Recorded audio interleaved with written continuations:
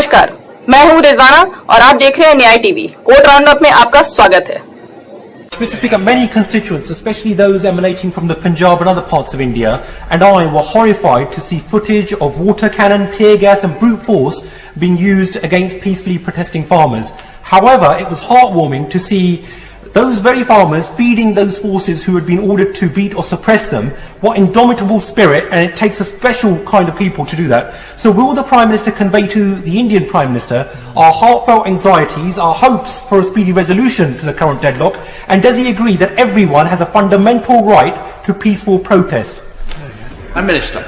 Of course, Mr. Speaker, and our views that the right honourable gentleman knows, as the honourable gentleman knows well, is of course that we have serious concerns about what is happening between India and Pakistan, but these are preeminently matters for those two governments to settle, and I know that he appreciates. नए कृषि कानूनों के खिलाफ सिंधु और टिकरी border पर किसानों का विरोध प्रदर्शन आज 15वें दिन भी जारी है। सरकार के साथ आर पार की लड़ाई का ऐलान कर चुके किसान अपनी मांग को लेकर किसी भी सूरत में झुकने को तैयार नहीं है। किसानों ने सरकार से जल्द से उनकी मांगे मानने की अपील की है। किसानों को आशंका है कि इन कानूनों के कारण एमएसपी समाप्त हो जाएगा। एक किसान ने कहा कि सरकार अब भी लोगों की बात सुनने के लिए तैयार नहीं है। लोगों के ऊपर क्या प्रभाव पड़ रहा है, उन्हें क्या दिक्कतें आ रही हैं, उस पर सरकार थोड़ा भी ध्यान नहीं दे रही है। सरकार जानबूझकर अड़ी हुई है।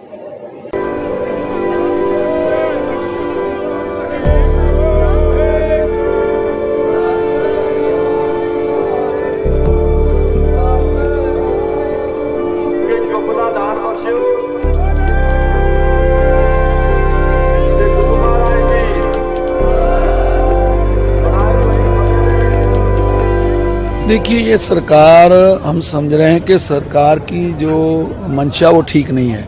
सरकार चाहती है कि किसी न किसी तरह इसको लंबा खींचे और आंदोलन जो है कमजोर पड़ जाए, लेकिन ये सरकार किसी गलत फहमी में है, क्योंकि हमारा आंदोलन बढ़ रहा है। अगर यहाँ से 5000 लोग जाते हैं तो रोज 20,000 आ रहे हैं। अभी भी मेरे को सुबह फोन आया कि रास्ते में कुछ लड़के जा रहे थे तो 10 ट्रॉलियां जा रही थी, लेकिन वो पीछे से गिनती करते आ रहे हैं। कह रहे 70 ट्रॉलियां गिनती की हैं कि आ रही हैं। कहने का भाव है कि हमारी नंबरिंग बढ़ रही है, कम नहीं हो रही। सरकार की मंशा जो है कि आंदोलन को कमजोर करके अपनी मनमानी करे, लेकिन वो नहीं हो पाएगी, क्योंकि अब आज जो है नागपुर जबलपुर जो रोड है वो भी ब्लॉक होने जा रहा है, क्योंकि राजस्थान से पहले इलेक्शन थी, वहां बड़ा जत्था आ रहा है। सभी स्टेटों से लोग चल पड़े हैं।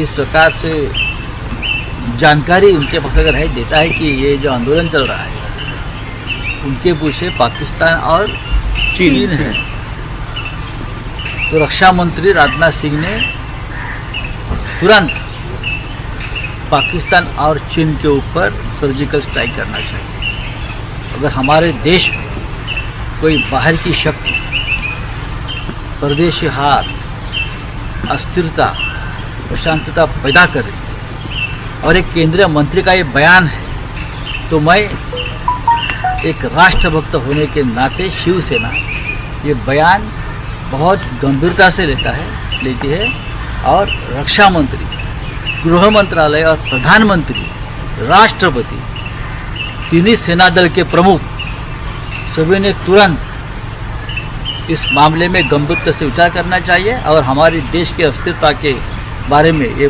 गंभीर मामला है और तुरंत चीन के ऊपर सर्जिकल स्ट्राइक। कर्नाटक के नए गौ हत्या कानून से गोवा में बीफ सप्लाई का रास्ता बंद हो सकता है। गोवा के बीफ आपूर्ति मांस व्यापारियों और विक्रेताओं ने ऐसी आशंका जताई है। बता दें कि कर्नाटक विधानसभा में बुधवार को हंगामे के बीच गोवंश वध रोकथाम और मवेशी संरक्षण विधेयक 2020 को पारित कर दिया गया। इस बिल में गाय की तस्करी, अवैध ढुलाई, अत्याचार एवं गो हत्या में लिप्त पाए जाने वाले व्यक्ति के खिलाफ सख्त कार्रवाई का प्रावधान है। बता दें, गोवा में हर दिन लगभग 20 टन गोमांस की खपत होती है। ज्यादातर पर्यटकों के अलावा 26% कैथोलिक और 11% मुस्लिम आबादी बीफ खाती है। गोमांस की आपूर्ति के मामले में गोवा कर्नाटक पर निर्भर है। गोवा के लोग उत्तर कर्नाटक के बेलगाम जिले से ताजा गोमांस लाते हैं। वहीं गोवा के एकमात्र अधिसूचित बूचड़खाने में वध के लिए जीवित मवेशियों को यहीं लाया जाता है, जबकि राज्य की मांगों को पूरा करने के लिए स्थानीय रूप से उपलब्ध मवेशी पर्याप्त नहीं है। कुरैशी मीट ट्रेडर्स एसोसिएशन के अध्यक्ष मन्ना व्यापारी गोवा में मांस व्यापार के भविष्य के बारे में चिंतित दिखे। वो कहते हैं कि नए कानून में न केवल मवेशियों के ट्रांसपोर्ट पर प्रतिबंध है, बल्कि जेल का भी प्रावधान है। इससे हमारे पास गोवंश के लिए गोवा में जीवित मवेशियों को लाना असंभव हो जाएगा।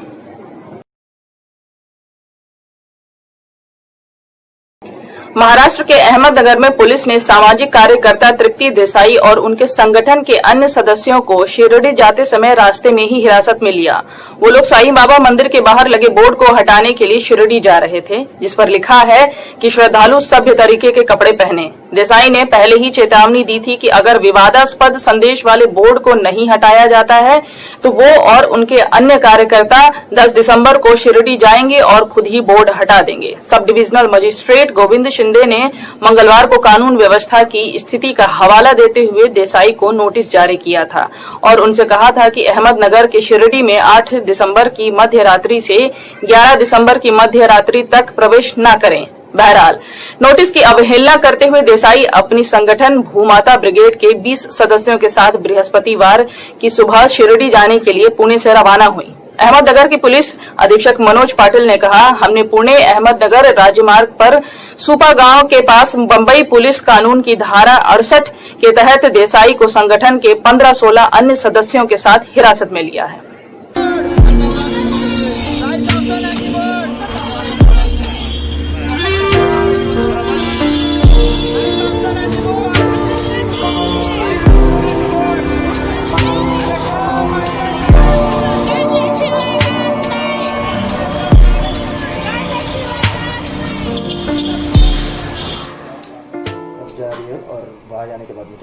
शिरडी संस्थान ने जो बोर्ड लगाया है वहाँ पे सभ्यतापूर्ण भक्तों ने आना चाहिए।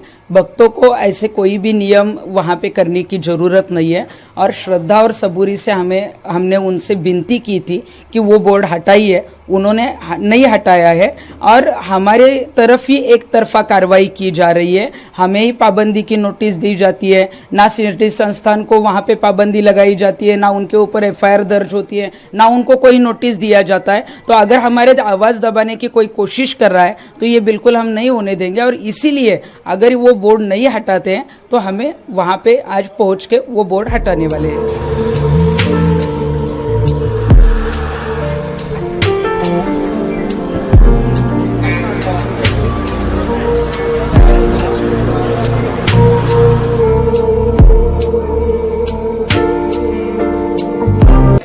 दिल्ली हाईकोर्ट ने बुधवार को टेकफिन कंपनियों गूगल पे, अमेजॉन पे, फोन पे और अन्य के प्रवेश और संचालन के नियमन की जनहित याचिका पर कानून मंत्रालय, वित्त मंत्रालय, आरबीआई, सेबी और national payments corporation of India से जवाब मांगा है।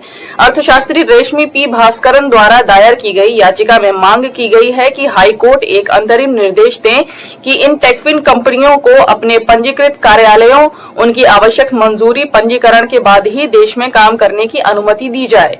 उपयुक्त वित्तीय नियामकों से किसी भी मोड़ और उनके अनिवार्य वैधानिक ऑडिट के माध्यम से उनके प्रवेश और संचालन के लिए एक सख्त ढांचे का निर्माण आवश्यक है। अभी फिलहाल इतना ही। मुझे रिजवाना को दीजिए इजाजत और आप बने रहिए न्याय टीवी के साथ।